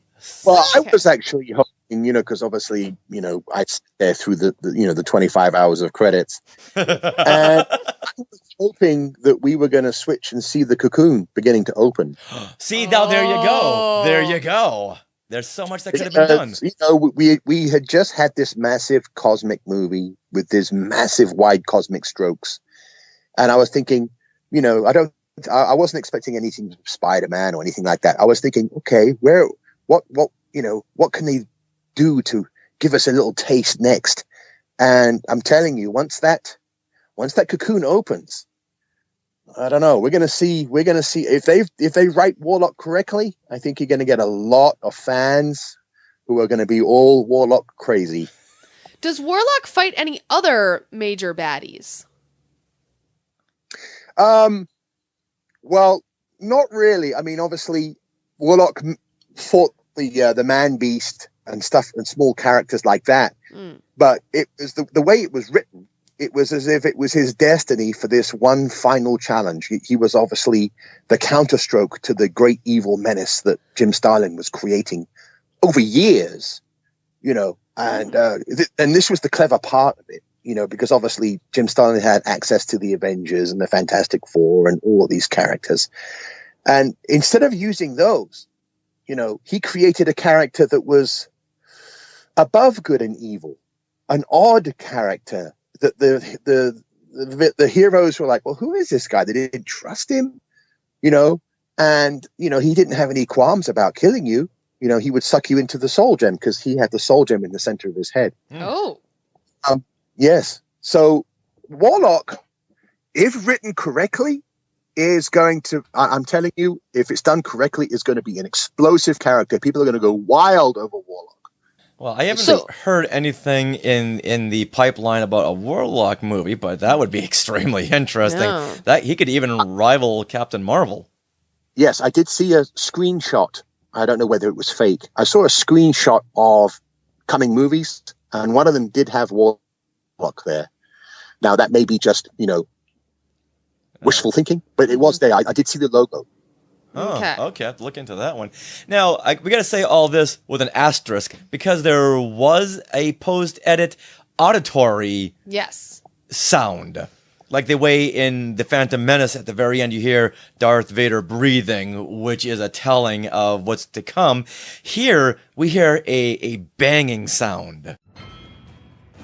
Yeah, this is at the very end of the credits. You know, it Yes. kind of mixes in with the music, and then the music fades away, and you're left with this metal banging sound. Well, what is it? This is the same sound effect we hear when Tony Stark is forging his big suit of armor when he's in captivity in the original Iron Man film.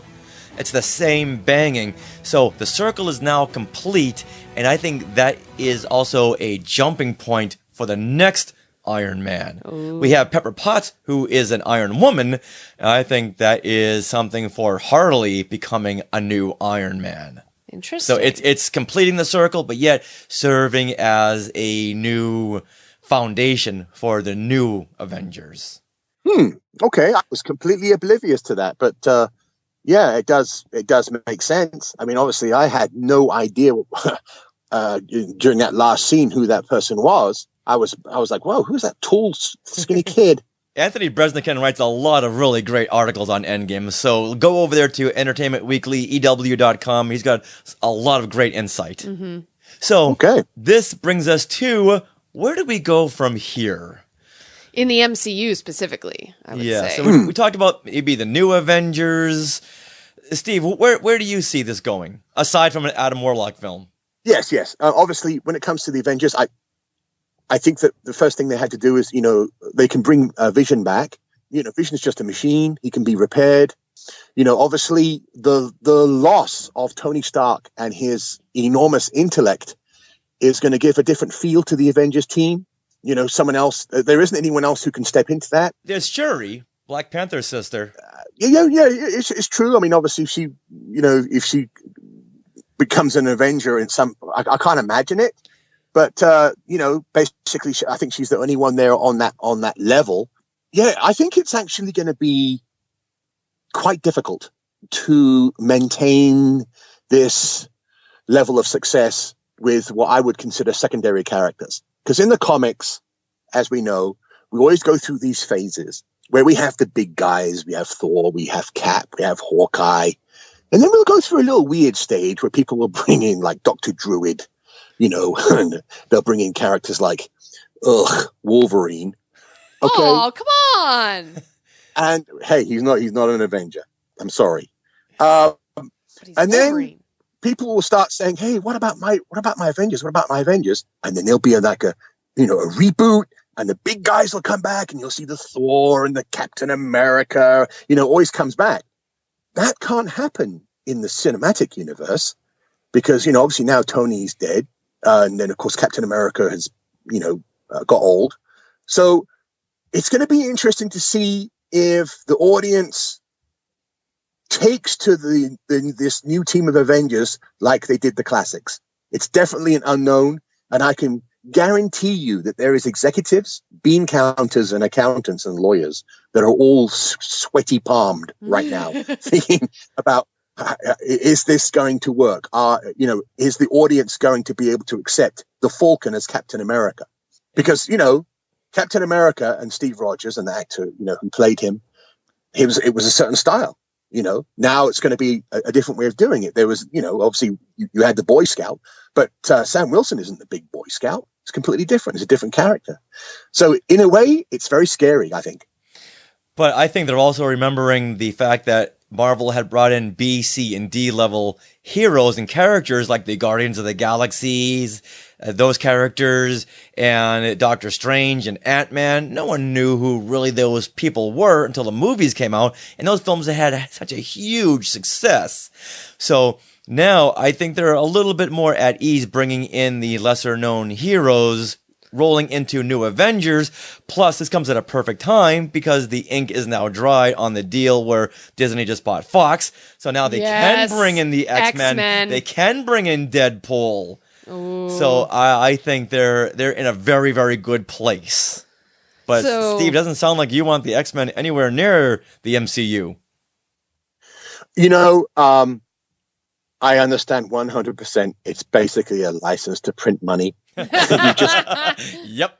If you do a preview and you have Avengers and X-Men in the same scene, just open up the banks and let everyone just pour their money in. Because Hugh Jackman said, if this ever happens, I'm in. I'm so in. And I am so in if Hugh Jackman's in. And I don't need to see a script. Just nope. Tell me when I should show up. Hugh Jackman's ass. No, But- I'm just kidding. I'm just kidding. Do you see what I got to deal with? I'm going to the gym, okay? I'm trying. Deadpool might be a little bit harder of a character to introduce into this because they tried to do the PG Deadpool last Christmas. It didn't work out at all. And they cannot bring this character in to this kid-friendly MCU. Yeah, I think we have, there's been talk about, a slowdown and a slowdown of interest in superhero movies in general that they think is going to be coming at some point. Because, I don't think people realize just how much rich storylines that we have in our comics that can be translated, and characters that haven't even appeared yet. I think what you do is you have some, narrow visioned people who are saying, oh, that whole genre is going to be going downhill pretty soon. I think the next pump in the arm is definitely going to be where the Avengers and the X-Men are in the same movie. And further down the road, I know it's going to sound absolutely crazy, but let's just say that further down the road that people start getting a little bit tired and, the superhero film starts slinking. I think as soon as you have a Spider-Man and Batman movie, you basically can say, you know what? All the money in the world is going to pour into the industry. There's always going to be a way. There's always going to be a way for the studios to drag money out of people's wallets. And I equate it to a toolbox. In their toolbox, they have all that stuff out there waiting, and as I said, the next big thing is a promo with, can you imagine a promo with Hawkeye and Wolverine together? I mean, people would just be exploding. There's plenty of stuff out there. And when it comes to the future, I can only see great things. I'm just a little worried about certain things. The best thing they can do after Spider-Man is slow down. Let people digest what we have. It's going to be coming on DVD. The box sets will be coming out. Let people digest that as well as the Disney Plus series. Then start the films up again. And people will be like, okay, I'm ready for my next on-screen adventure. And honestly, I think an A-Force movie needs to happen. And that's with all the female superheroes. Oh, of course that's going to happen. There's already been some talks, apparently. Of course. And I think the timing is right for that one. Like, I would love to see that. An A-Force movie. So that's all like the female superheroes. They kind of preface that with that scene in Endgame when Captain Marvel has the gauntlet and Spider-Man is like, oh, you sure you got that by yourself? And then the camera pans and there's Denai Guerreri. Potts as Iron Woman. Denai says, oh no, we've got this. She's got help. Yeah. I have to admit, again, I may be treading on dangerous ground, but to me, I thought that was gratuitous. Of course it was. It was, but they needed it. It was like, they pushed it in my face. And so I never even saw the Captain Marvel film, by the way. So for me, I don't like when you push a certain agenda. So I mean, I'd be very reticent to see a film like that. I don't think you should do it. I think just keep keep it balanced, male and female. Everything's fine. Again, a film like that would not get my money. Well, so. I mean, I know to me it did seem a bit gratuitous, but it also was very inspiring to people and especially young people. So I do feel like that was a good scene to put in there. I wouldn't have cut it out. I just know, like, for me, I'm so in tune with that conversation happening on social media that it was like, oh, well, that's why they put it in, because of social media. It had to happen because of that. And I thought, this is very gratuitous because it's right there. The agenda's right there in your face. But I think it's going to foreshadow a new set of Avengers. And it's going to be a timestamp on 2019. Yes. When everything has got to have a female spin. But I'd like to see 2020 when it is equally balanced and you don't even have to think about that. You don't talk about, like Yeah, it's not a conversation, it just is. Yeah, exactly. And that's where we want to get to, but right now we're not there yet. You know what? I forgot about one thing. Fantastic Four. Oh. Yes. There's another Fox property that now Disney owns. Oh. And that's going to be a new set of Avengers right there. A new superhero team. Yeah, another license to print money. As soon as you have a scene, oh my word, if you have the Hulk and the Thing in this... Stop right there. Here's my credit card number. Wow. You know, there's so much more that can happen that we've seen. Anyone who's been around the Marvel Universe will seen. But civilians, they have all of that to come. Yeah. They'll be like, are you kidding me? And we'd be like, oh, yeah, you wait. You wait till you see this. And plus now the girls have a new hero to add. That's Susan Storm, the Invisible Woman. Ooh. That's one more there. Wow, exciting. I envy those civilians. Like me? Yeah, who don't necessarily have to look into it. They can sit down and enjoy it. But then again, I love these kind of conversations. Yeah. I love taking it apart and going, okay, what about this? And we have this Easter egg, and maybe this didn't align with the comics. And it's a fun conversation. Yeah. It's a two-edged sword. Yes. Richard, it's a two-edged sword. And so, again, if I'm watching a DC movie, I'm watching it. It doesn't mean anything to me. It's just pure enjoyment. All right. Well, Steve, this is awesome talking to you, and we really appreciate your comic book knowledge here. And what an interesting take. I'm glad I'm not a comic book fan. Now, after that. this is the end game to our end game conversation. Yeah. So where can we find you on social media? You know, I'm always a part of the Torpedo Comics Facebook page. Whenever something's going on, I'm on Torpedo Comics. And so, yeah, for people to find out what I'm doing, Torpedo Comics Facebook page. Okay. Okay, and people can meet you at a number of conventions because we see you all over the place, from Comic-Cons to WonderCon. So the next show that we're doing, of course, is Comic-Con. San Diego Comic-Con? In July. And in actual fact, there's a little show that's going to be happening in Vegas in June. It's called Amazing Con. Oh. So I will be there. And of course, yeah, so Amazing Con, and then San Diego. And then next year is going to be WonderCon, of course, which is in Anaheim, C2E2, which is in Chicago, San Diego, of course, Comic-Con. We don't do that many shows anymore, but for people who want to meet me and talk to me, that's basically the Torpedo booth at either of those shows. And Steve is not hard to miss because he's the size of Thanos and as muscular as Thor. Yep, pretty much. And go and talk to him, tell him whether or not you agreed with his comments. He loves these conversations, as you can tell. Yes. Yes. All right, Steve. So all together now, Avengers Assemble! Steve, thank you very much. Give Luce a great big hug and kiss from us. Yeah. All right, guys. Thank you very much. It was my honor. Shout-outs, Skywalker shout-outs. Which Skywalkers get props from here in Neverland? Who has tweeted out? Shout out. Who has photobombed? Shout out. Who has shared a post? Shout out. All right, our shout-outs, surprisingly, do not relate to Endgame this time. They relate to Star Wars Celebration, because those are our recent episodes.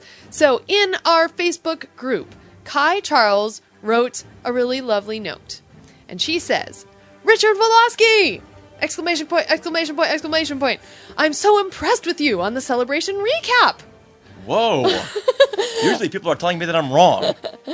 I, too, think that Rise of Skywalker means a new lineage of Force users. You explained perfectly your feelings on wanting Luke and the Skywalker name to remain special, but that you will adapt to change. That is an important way to look at the changing world around us. Also, look at the community you and Sarah have built. We all are different ages, races, genders, but we are a community and a family and Skywalkers. It is so rare to meet people that are so diverse but are a family by choice. Some of us are a tad bossy and loud. Some try to steal toys from other adults. Cough, Richard, cough, Richard. But we are all connected and value each other. Some will not take this shift well, but many will feel truly welcome in a galaxy they have supported for years, but never truly felt at home till now. Wow. And that's very, very important, I think, for all of fandom, that you've got to adapt to what the film is instead of what the film you want it to be. Yeah, you're just not going to have any fun in your fandom if you're just going to be ticked off all the time. Exactly. How could you enjoy it? Enjoy anything? If you're I don't always know. mad because it doesn't fit your expectation. Mm-hmm. Yeah, and this was the comment, Kai. Your comment really got me thinking about how, like, the Skywalker name is kind of a calling to this new time we are in of, everyone showing diversity, everyone showing, male and female are equal, that it does really tie into that, I think. And thank you for that very, very lovely note. Yeah. Not just because you were praising what I said, but for the Skywalkers in general. Yes. All right. Now I want to bring up John Zancanaro, and he posted in our Facebook group, "So the feedback survey for Celebration came out today. While filling it out, I had to put down Skywalking Through Neverland. From the amazing prep episode to the awesome community here, where I got so much advice, as well as someone pointing me to the Flying Solo to Celebration group, I feel my whole experience would have been different without everyone. Thank you all." And so on this feedback survey, I guess there's a question that says, "Of the following, please select the 3 most useful sources you used to get your Star Wars Celebration Chicago information." And so in the other, he wrote our names. He wrote Skywalking Through Neverland. Oh, and Skywalkers, if we could extend that to you as well, that would be awesome, because we plan on having a very, very big presentation at Celebration Anaheim in 2020. A big presence? A big presence, yes. Yeah. Presence and presentation. Yeah, we're planning great things. Yes. So if we could ask you to please fill up the survey and write Skywalking Through Neverland somewhere in there, that would be a huge, huge help, because they really have such a selective process when choosing panelists, when choosing panels. So if more people say Skywalking Through Neverland, then we can bring all these great presentations and panels your way. Yeah, definitely. So please, please, please.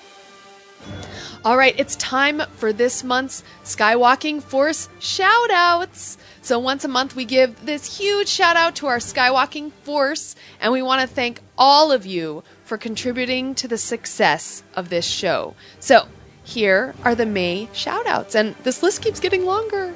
Yeah, thank you, Skywalkers. So thank you to Peter and Norma Heitman, Carl Fox, Terry Lee, Mike Sanders, Brian Sims, Bryn McKinnon, Christopher Marino, the Hunt family, Anthony Kikias, Patrick Pine, Garrett Sessions, Laura Bryce, Reynold Gobey, Jeff Long, Dora Speck, Michelle, Glenn Stein, and the Chickafent family. Woohoo!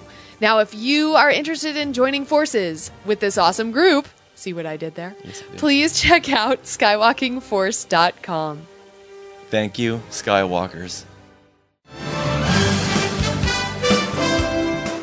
Well, that wraps up episode 245 of Skywalking Through Neverland. We'd like to thank Steve Houston for joining us today and really giving some great comic book insight to Avengers Endgame. And we'd like to thank all of you Skywalkers for listening, and all the Skywalkers for joining in on Facebook Live, and for tuning into our YouTube live shows. More to come. And like we said on that YouTube live show last week, if you have any kind of conversations you want to throw out to us, please let us know. Yeah, we'd love to hear what you want to talk about, basically. And also on YouTube, we are planning, when Galaxy's Edge is more widely available, we're planning on doing like a weekly video from Galaxy's Edge. So very excited about that. We will be there a lot. Yes. All right, as a reminder, Skywalkers, there is that new t-shirt design, Skywalkers Rise. So head to the Support Us tab on skywalkingthroughneverland.com and click through that link to TeePublic. We are also working on that coupon code promotion for May the 4th. So be on the lookout for that in our social media, which I'll tell you about a little later. Thank you, Skywalkers, for everyone who is part of the Skywalking Force. You, like the Force, are our lifeblood. So if you would like more Skywalking Through Neverland in your life, please check out skywalkingforce.com. Right now, I have some raw audio there from WonderCon. I did a lot of interviews there, and we haven't shared them anywhere else yet. So it's only exclusively on that Skywalking Force feed, which it's really fun. You can also support us in a different way. You can share the show with a friend. We love that. We also have links to Pozu shoes, Oppo suits, or TeePublic on our website, skywalkingthroughneverland.com. And we're working on another affiliate right now that we can't tell you about yet, but it's very exciting. Yeah. Something we met at Star Wars Celebration.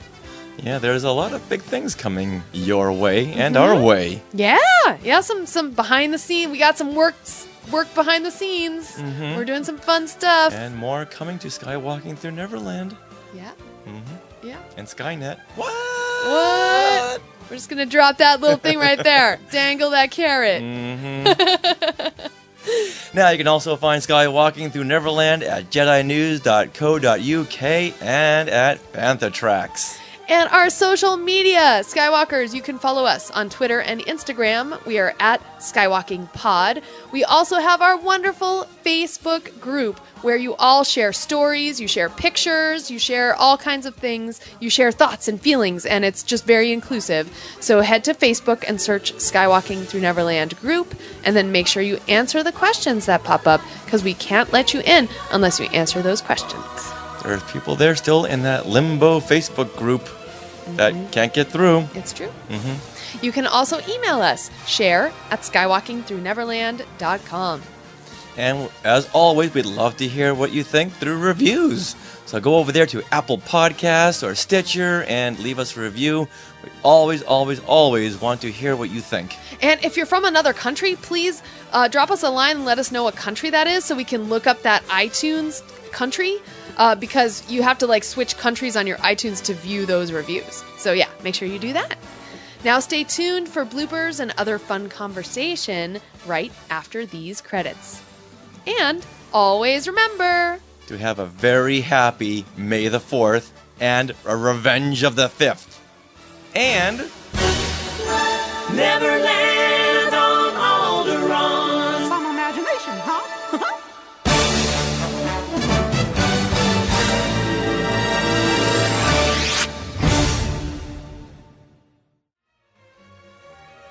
To our Skywalkers and Tweetwalkers, thanks for listening. Skywalking Through Neverland is created and produced by Richard and Sarah Woloski. Original music by Rob Dellinger. Creative consultant Mark Augushwitz. Technical advisor Peter Heitman. Facebook administrators Donald Wicks, Joey Pittman, and Norma Heitman. Skywalking Through Neverland is intended for entertainment and information purposes only. Any sounds, music, and clips played during this podcast are the property of their copyright holders. All original content is property of Skywalking Through Neverland, all rights reserved. Sorry, had to be said. Was your head just spinning after you saw Avengers? Avengers. All right, one more time. Being such a monumental film, we had to bring in... Excuse me. Bring in your cough? Me. It's very lucky that we didn't have a podcast about Thor Ragnarok, because the language that I would be using would be banned in 1,000 galaxies. And maybe looked at Captain America's ass a little more. That would have been fine. Now, of course, you will enjoy Avengers. I keep saying Avengers. You want to say Adventures. Yeah, but it's Avengers. Yeah. And also there's Pepper Pats.